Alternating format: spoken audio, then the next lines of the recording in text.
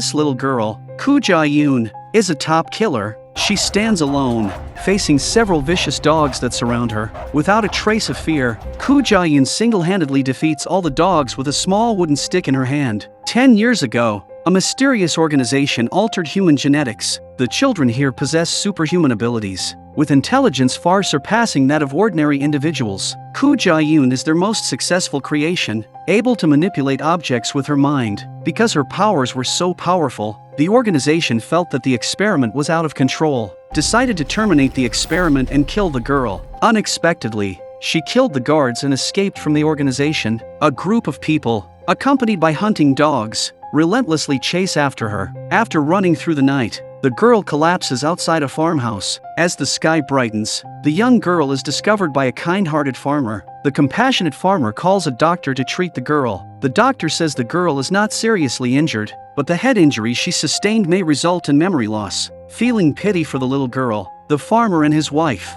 who happen to be childless, decide to adopt her. 10 years later, Koo Jae-yoon has grown into an adult and is very responsible. She independently travels to the city to buy inexpensive animal feed and drives a small truck back to the farm to help her adoptive parents with the farming tasks. Her adoptive mother, however, suffers from worsening dementia, adding to the financial strain on their already impoverished family. Seeing the financial burden on her adoptive parents, Koo Jae-yoon has a secret that she has been hiding from them. Her head occasionally throbs with inexplicable pain, causing her excruciating agony. The doctor informs her that unless she finds her biological parents, she only has a month left to live. One day, her best friend recommends a talent show called Birth of a Star, with a prize of up to 500 million Korean won. Thinking that the money could be used to treat her adoptive mother's illness, she immediately decides to participate. During the audition, Koo Jae-yoon sings a song and unexpectedly receives the highest score in the local competition, earning herself a ticket to the next round. Unbeknownst to them, Koo Jae-yoon's public appearance has caught the attention of the organization that has been searching for her for years. On this day, she and her friend are happily boarding a train to Seoul for a race. Suddenly there was a man sitting across from Koo Jae-yoon on the train. His name was Male English, and he said some weird things. Of course Koo Jae-yoon froze. She didn't recognize the Male English in front of her at all. Male English thinks Koo Jae-yoon is faking amnesia, laughing disdainfully. The next second he suddenly threw out a slap, almost hitting Koo Jae-yoon's face. Koo Jae-yoon didn't react and was scared to tears. Seeing Koo Jae-yoon's reaction, which seems genuinely normal, Male English is surprised. Could she really have lost her memory? Witnessing the situation, Koo Jae-yoon's best friend fiercely scolds Male English, attracting the attention of others. Realizing the unfavorable situation, Male English reluctantly gets up and leaves, temporarily sparing Koo Jae-yoon. As he leaves, he tells her they'll see each other after school. Inside the train compartment, a man bumps into Male English, but the man acts as if nothing happened. He told him to come back and ask him if he wanted to fight. The man approaches, ready to throw a punch. As a result, he killed him with a single blow. He picked up the man's body with one hand and threw it out of the car. Koo Jae-yoon arrives in Seoul to participate in the talent show. With her exceptional singing voice, she once again successfully advances to the top 16 in the nation. However, at this point, she also catches the attention of the organization led by Dr. Beck. As they are preparing to take the train back home, several black cars suddenly stop in front of them. Several individuals wearing black suits step out, and a man with a scar hands Koo Jae-yoon a business card. He said he'd seen her perform and wanted to take her away. Sensing trouble, Koo Jae-yoon's best friend quickly pulls her aside. They get into another car and drive away,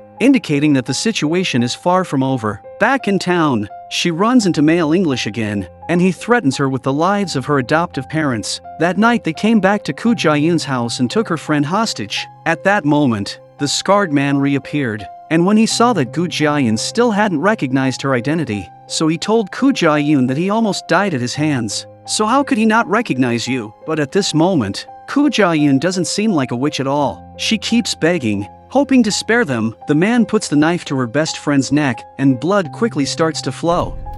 Seeing this, Koo Jae-yoon's eyes instantly change. In a flash, she snatches the pistol, fires 1 shot, 2 shots, 3 shots, displaying a set of marksmanship without even blinking, instantly achieving a pentakill. Add to that the fact that the man had completed a perfect 6 kills, and her friend was instantly stunned by the scene. And at that moment, applause breaks out as Male English enters, teasing Koo Jae-yoon. He says she's too crazy, truly extraordinary. He grins and asks her best friend if Koo Ja-yoon has been acting strange recently. Her best friend looks at Koo Ja-yoon and asks what is peculiar about her. Male English says that Koo Ja-yoon is either doing farm work at home or playing with you. She never studies, yet she is the top student in the entire grade. Why is that?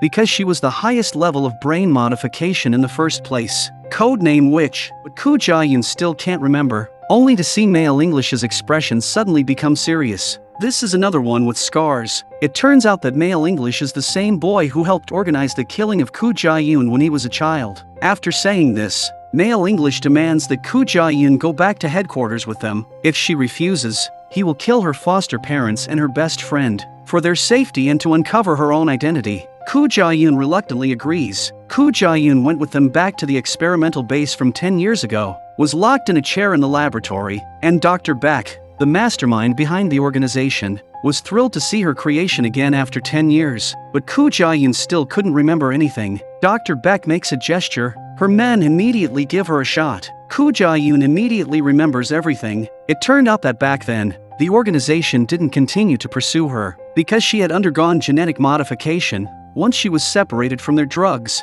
she would self-destruct. And they thought Koo Ja-yoon was destined to die. What they never expected was that Koo Ja-yoon was an exception and had survived for 10 years. Koo Ja-yoon had already learned from the doctor that her time was running out, and she needed to undergo a bone marrow transplant. And at this moment, Dr. Beck wouldn't let her die. She's trying to hide the organization and control Koo Ja-yoon to work for her. Then a second shot was given to Koo Ja-yoon, and this one took care of her side effects perfectly, and she can use her powers at will. But they only last for a month. Dr. Beck asked her if she liked this gift. Male English suddenly realized that something was wrong. At this moment, Koo Ja-yoon revealed her true identity. She never lost her memory. Not only did she possess superpowers, but she also had acting skills. Dr. Beck was still unaware of the truth, while Male English, who was lower in rank than Koo Ja-yoon, instantly woke up to the reality. They had been deceived by her. It wasn't them who found Koo Ja-yoon, but she who found them. She used her mind to instantly damage all the equipment in the lab.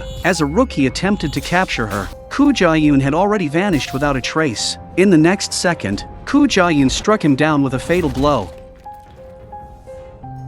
Dr. Beck was stunned and immediately ordered the release of hypnotic gas, but Koo Ja-yoon remained calm, with a hint of a smile blending into the mist. Then, Koo Ja-yoon shot the fire sprinkler above her head twice, causing Dr. Beck to quickly command the gas to be turned off. As the mist dispersed, Koo Ja-yoon had vanished from the laboratory. Looking up, she saw a large hole in the ceiling. Dr. Beck was filled with shock and instantly looked towards the ceiling of his control room. Koo Ja-yoon descended slowly from behind Dr. Beck, holding a gun and aiming it at him. Koo Ja-yoon revealed that she had been searching for Dr. Beck for a long time. It turned out that her memory loss from beginning to end was all an act. After learning that her time was running out, Koo Ja-yoon decided to track down Dr. Beck, but with no leads. She came up with this plan. She appeared on television, showcasing her superpowers in the form of magic. When she saw Male English repeatedly appearing, she was 100% sure that Dr. Beck took the bait. Dr. Beck chuckled and called her a cunning woman. Now, all Koo Ja-yoon wanted was to obtain more drugs to prolong her time. She shot Dr. Beck in the leg and dragged him out of the laboratory. At that moment, a dark figure swiftly struck, sending Koo Ja-yoon flying. It was Male English who had arrived. Koo Ja-yoon brushed off the dust on her body without much concern. With a hint of mockery, she commented on how he had grown tougher. When they were kids at the base, she had left him half crippled with her attacks. Male English, with a disdainful expression, retorted that she hadn't changed and still didn't regard him as her brother. He warned Koo Ja-yoon to be careful, as he was not the same person he used to be. Koo Ja-yoon questioned him, and in the next second, she pressed Male English against the wall with one hand and then tossed him aside. Male English became furious and started to fight back, each punch creating a large hole in the wall. But every punch is easily dodged by Koo Ja-yoon. Koo Ja-yoon grabbed him and pressed him against the wall, humiliatingly slapping him across the face. The Male English character retaliated, only to be slapped twice more. He grabbed Koo Ja-yoon's right hand and twisted it, forcefully pushing Koo Ja-yoon against the wall, fighting back like a madman. But Koo Ja-yoon effortlessly dodged all the attacks and countered, forcing the Male English character to retreat. Koo Ja-yoon calmly lifted her right hand and forcefully corrected the joint, putting her arm back in place. Throughout the whole process, she didn't even furrow her brows. The male English character refused to give up and continued to fight back.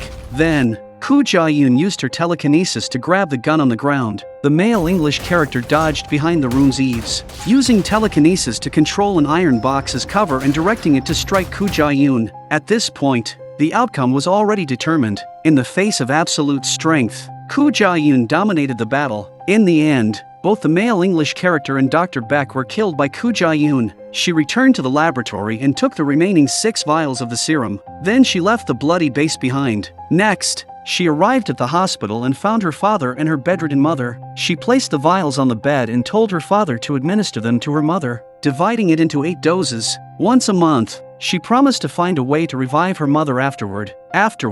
She went outside the hospital and bid farewell to her best friend through the glass. She also longed for a normal life. But now, for the safety of her family and friends, she had to embark on a dangerous journey alone, continuing her search for a solution to the virus in her body.